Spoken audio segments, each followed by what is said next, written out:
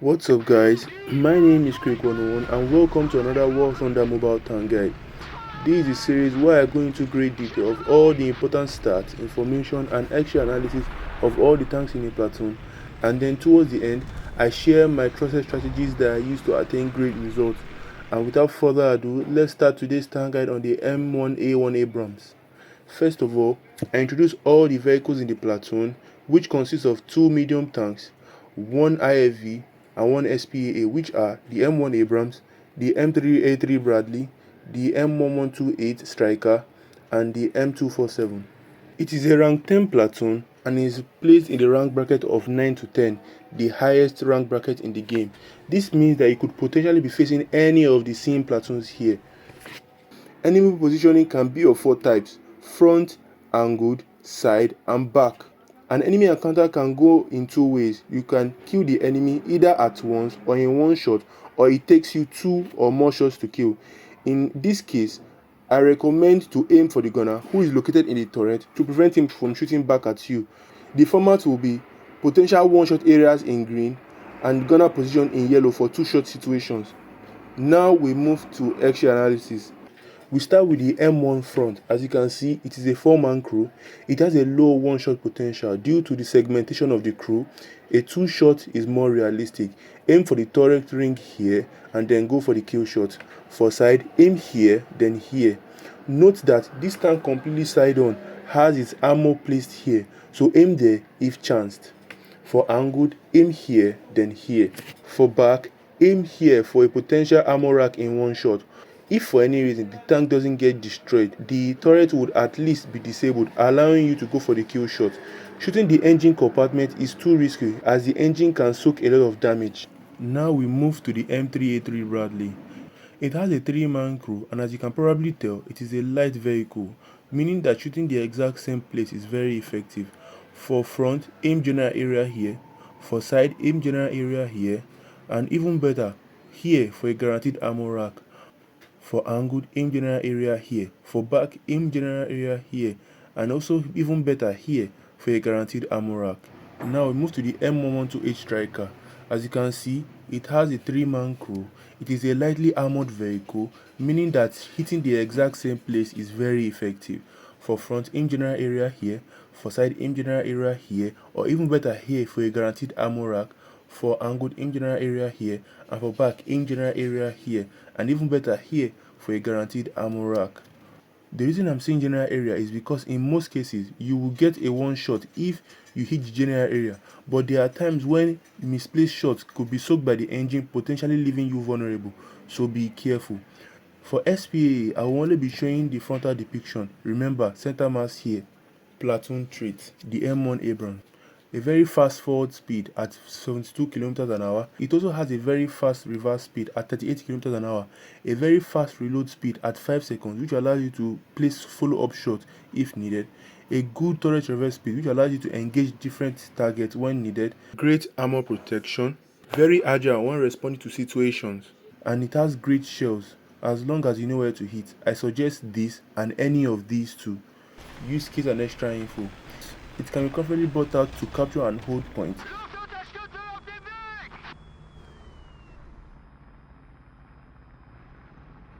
It can utilize the peak tactic, that is, staying in cover and only coming out when you are sure of your chances, especially due to its good reverse speed. It has a fast reload speed, which allows you to engage multiple targets in a short amount of time.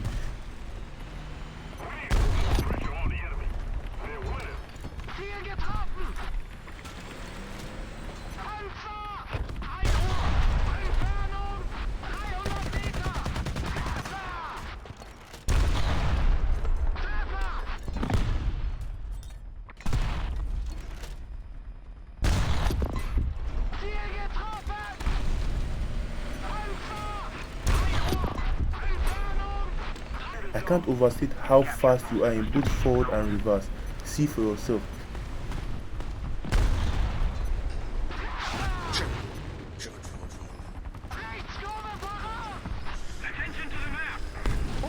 It's only good. Is your birthday October? Or December?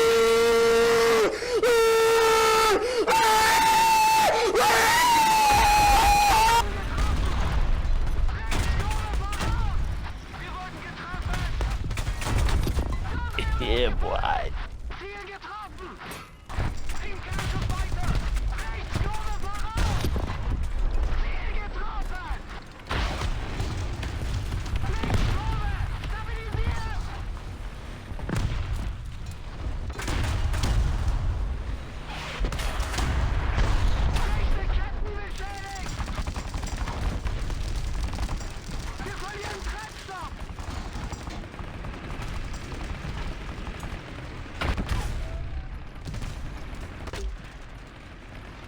Yeah, boy.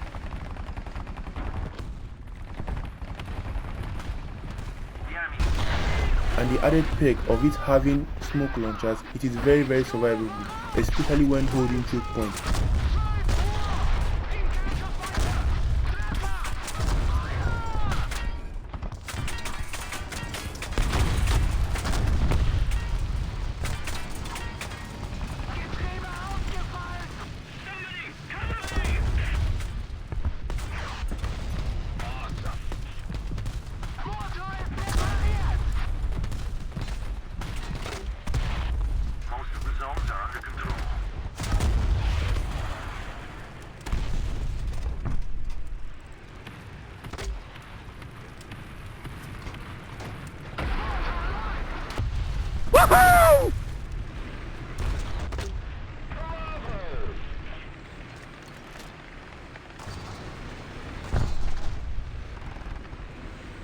Yeah, boy.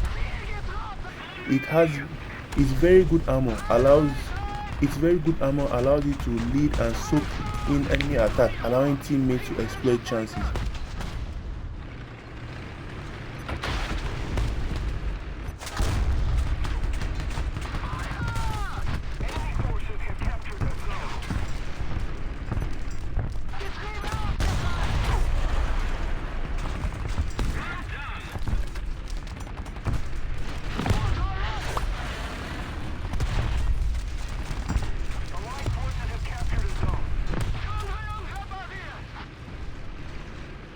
It can also utilize the hull down tactic. In tank warfare, hull down means hiding the tank's hull behind cover while exposing only the turret for attack and defense. It minimizes exposure and maximizes protection. It can be done by utilizing terrain or obstacles. This is an example of using terrain.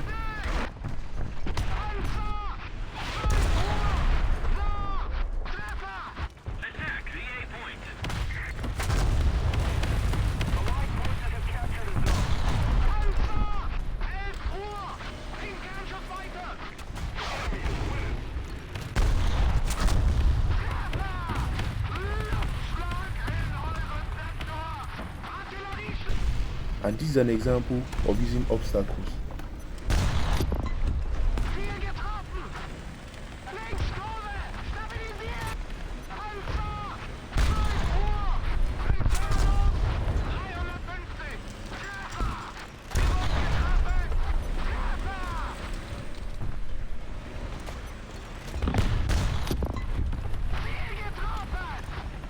This is what facing the hull down tactic will look like from your own point of view.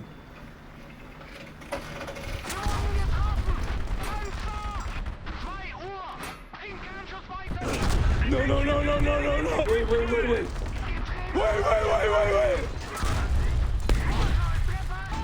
It has a good machine gun that is very useful against light vehicles as long as you know what to do.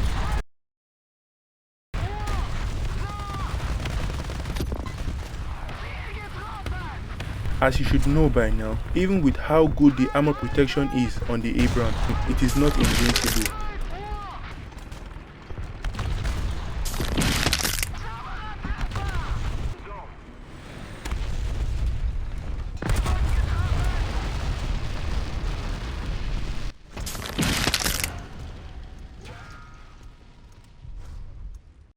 With the turret cheeks and the lower front plate being the most armored. Note that these values are just estimations that were made and verified through my own discretion. When it comes to penetration in top tier, there are two main ways: kinetic means, that is with APFSDS, and biochemical means, that is with HeatFS and ATGMs. I will be showing the values for lower front plate in one position and turret cheeks in two positions, which are front facing and side facing, with side facing being the more vulnerable one, as you will soon see. I will be showing the value of the lower front plate just as additional knowledge. The chances of destroying this tank in one shot by aiming for that area is slim to none. For kinetic, try aiming for the middle section of the lower front plate as it is the weakest, and with the protection value of about 360mm, most vehicles in this BR will be able to pen. For front facing turret cheek with a protection value of about 430mm, make sure you have a pen value of 450mm or above, like these vehicles here. For side facing turret cheek with a protection value of about 345mm, most vehicles in this BR will be able to pen, so when in the Abrams, beware of that. For chemical means, try aiming for the middle section of the lower front plate as it is the weakest part, with a protection value of about 800mm. As far as I'm aware, only anti-tank missile carriers are capable of doing that. For front-facing turret cheek, with a protection value of about 800mm, like I already said, as far as I'm aware, only anti-tank missile carriers are capable of doing that. Anti-tank missile carriers like these. For side-facing turret cheek, with a protection value of about 730mm, like I said, anti-tank missile carriers are capable of this. However, there are some tanks or tank in this BR that are able to do it as well. These are the ones that I'm aware of, so take note. With what I'm showing you now, you should have already deduced that heat FS is practically useless, as the highest heat FS penetration is valued at 550mm, which is nowhere near what is necessary, so take note. Also, just because it can be penetrated doesn't mean you should, especially when there are easier options. The M3A3 Bradley. Fast at 61km an hour, it has a relatively good reverse speed at 14km an hour, a good turret traverse speed that allows you to engage different targets if needed, but low armor protection, but it has a very good gun against light vehicles and tanks with weak spots. Its shells are very good as long as you know where to hit. I suggest these two. Use case and extra info. It can report out first to capture but not hold point. As its low armor protection, it makes more sense to back off after capturing point.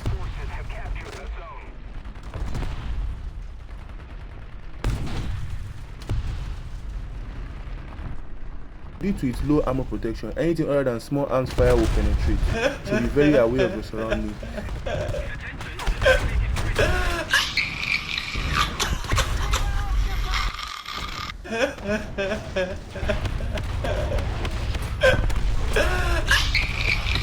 It can be used in open spaces and even better in places with buildings because your reverse speed is good enough to allow you to move in and out of cover. It can utilize the peak tactic due to its good enough reverse speed. I like it cut, G.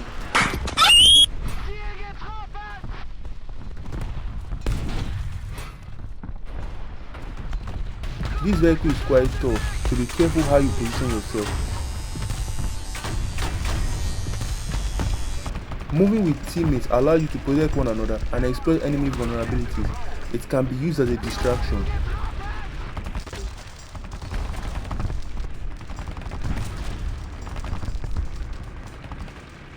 Phew!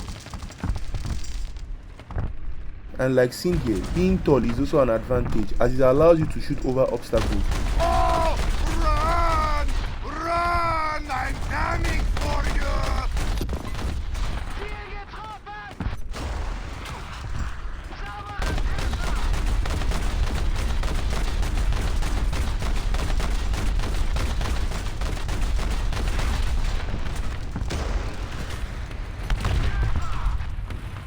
It can't stay in the open or in high intensity combat for too long due to its low armor protection, especially when alone, as it can easily be taken out.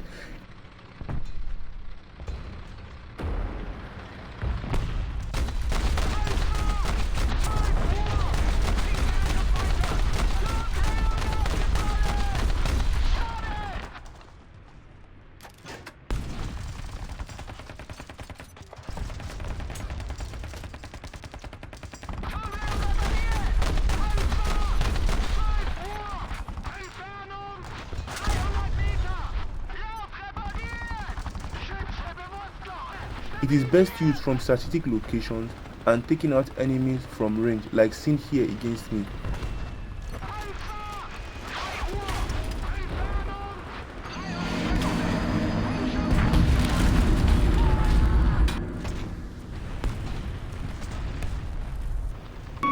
It can also utilize the hold down tactic.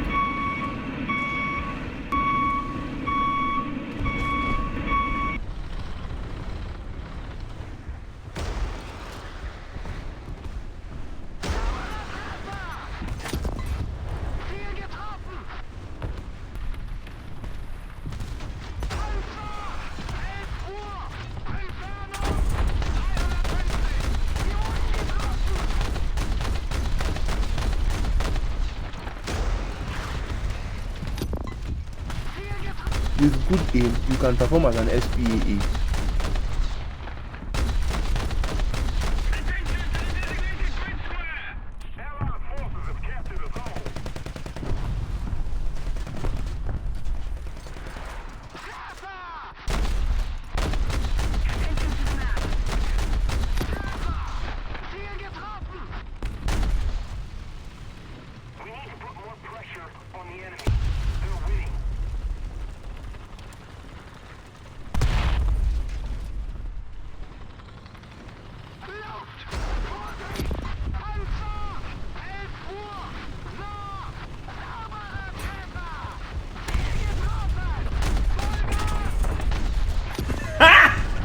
Got it!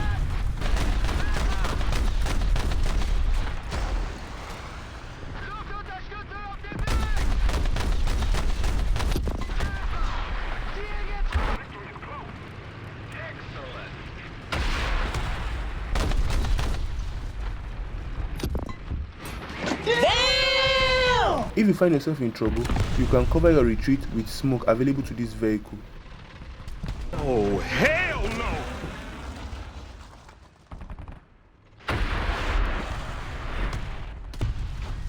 The missile available to this vehicle is a top attack munition. What that means is that it's not meant to directly hit the vehicle and defeat its armor. It is meant to fly above or beside the vehicle where the armor is the weakest. This allows you to hit vehicles that are behind cover.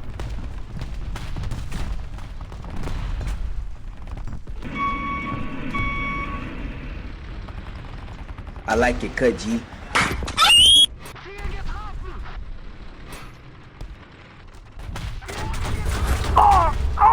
Call an ambulance! Call an ambulance! But not for me! This missile seems to have an aiming distance of about 30 meters, so don't get too close or else.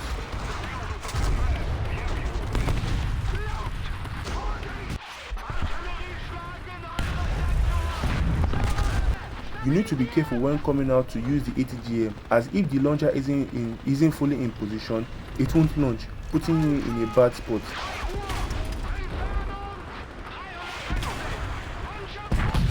You also have to ensure that teammates are not in the way when firing, as it will trigger the missile too early, foiling an attack and potentially leaving you vulnerable.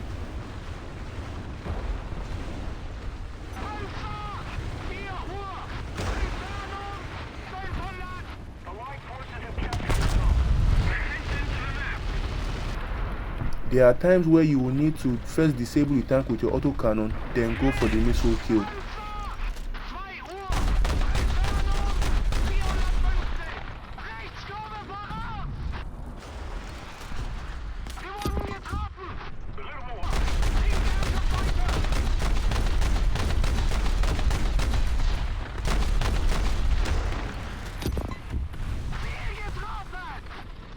In most cases, an ATGM will not be as fast as a tank shell, so it is best to take that into account when making decisions.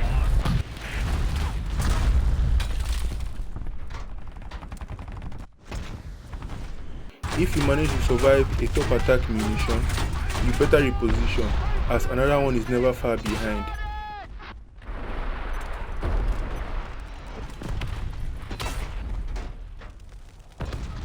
Be careful when using its ATGM, as if hit, will explode immediately, killing you instantly.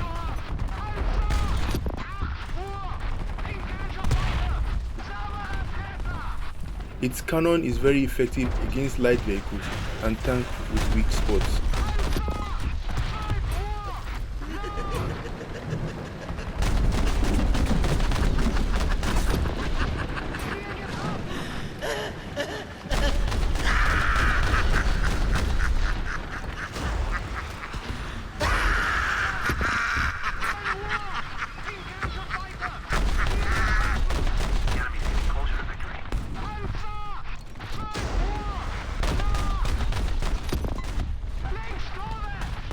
The M112H Stryker, fast at 96 km an hour, a relatively bad reverse speed at 12 km an hour, a good turret traverse speed that allows you to engage different targets if needed, and a good reload speed of 7.5 seconds.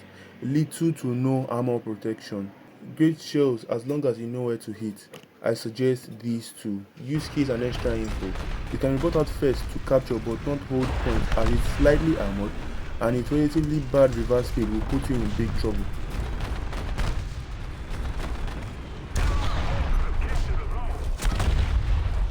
Due to its low armor protection, anything other than small arms will penetrate, that is, tank shells, autocannons, artillery, and missiles, so be very aware of your surroundings.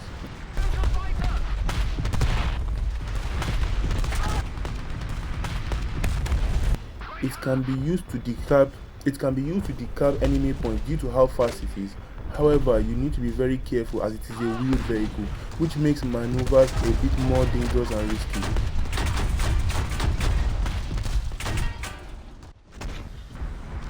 Due to it being a wheeled vehicle, it suffers in closed spaces like in city streets. Look how long it takes to leave this place.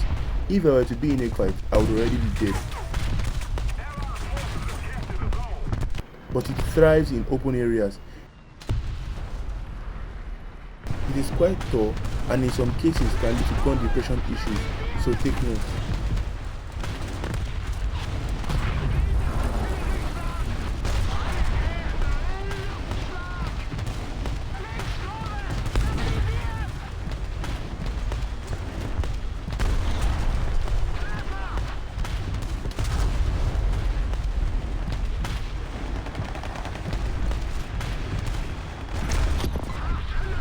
It can't stay in the open or in high-intensity combat for long due to its light armor, especially when alone, as it can easily be taken out. The enemy is winning.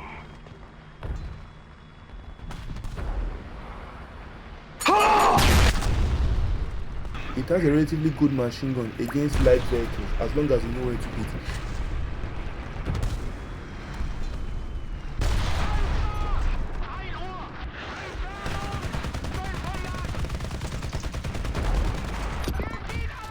It can also utilize the hold down tactic.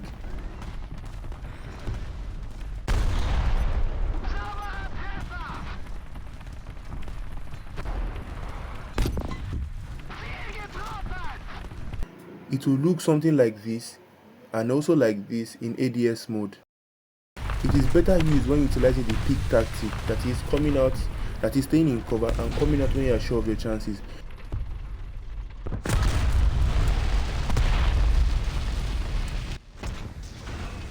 Yeah, boy. When alone, it is best used for long-range support sniping from strategic locations.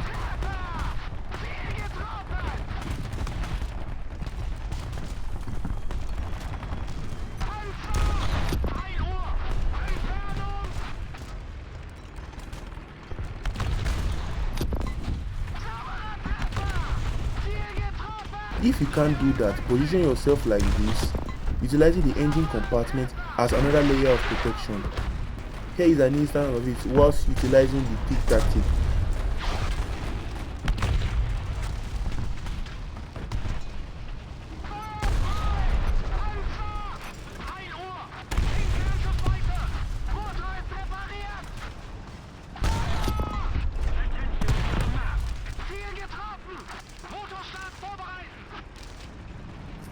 Yeah, boy. And this is another instance of it being used against me.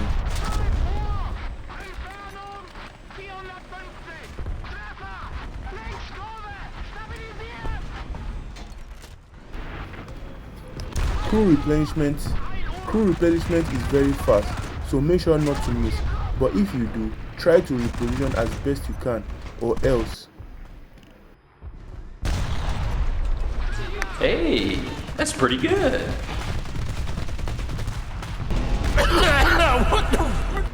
Moving with teammates allows you to protect one another and exploit enemy vulnerabilities.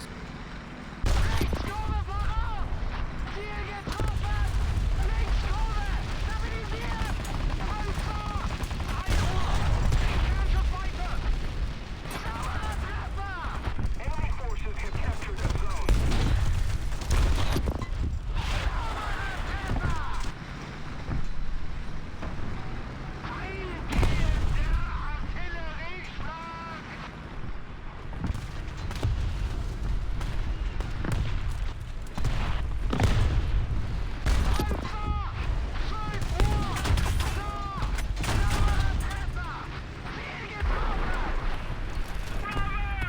When things are getting hot, use smoke available to this vehicle to cover your retreat.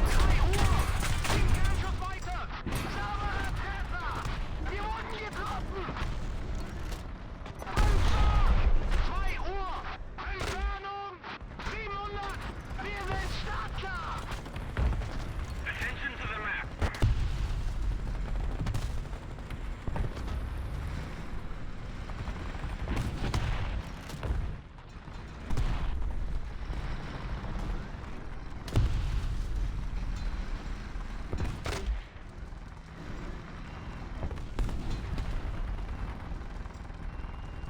The M247, fast at 48 km an hour, a bad reverse speed of 8 km an hour, so be careful when using it.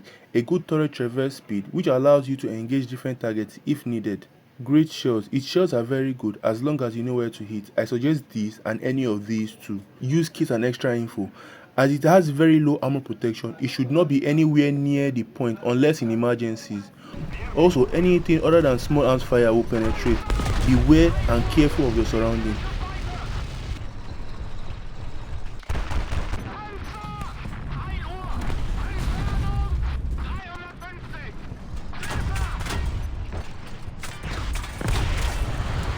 It's fast, but its reverse speed is slow and can put you in difficult situations. So choose your path carefully. It is a very potent SPAA vehicle. The enemy will win.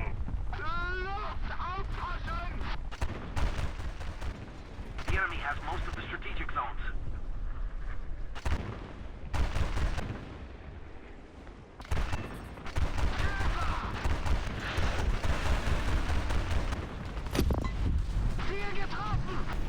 It can get some kills on light vehicles.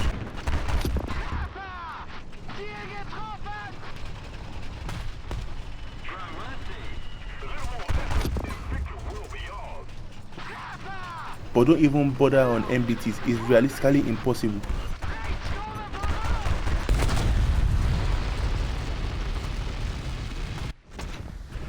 But for ground, it is meant to distract the enemy while your teammates get easy kills.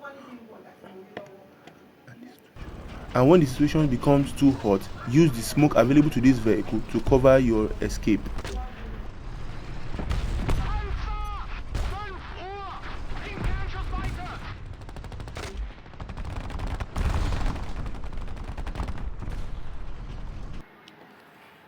In what order should you play this platoon?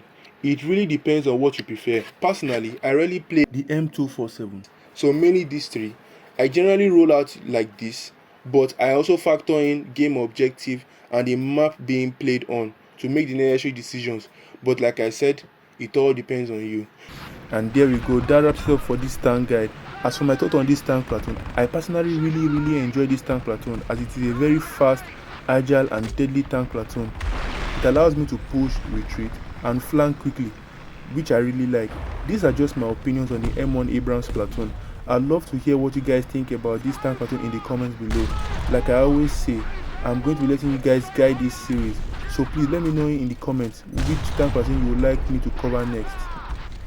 I would really appreciate it if you could go to my community post section. There I'll be running a poll about it and some other things. What do you guys think about the memes I tried to incorporate into this video? Let me know what you guys think in the comments below. I'm sorry if this video was too long, but there was just so much to cover and I had to make it as comprehensive as I could. If you enjoyed it, a like rating is always appreciated. Please don't forget to subscribe if you haven't already. I'll talk to you guys next time.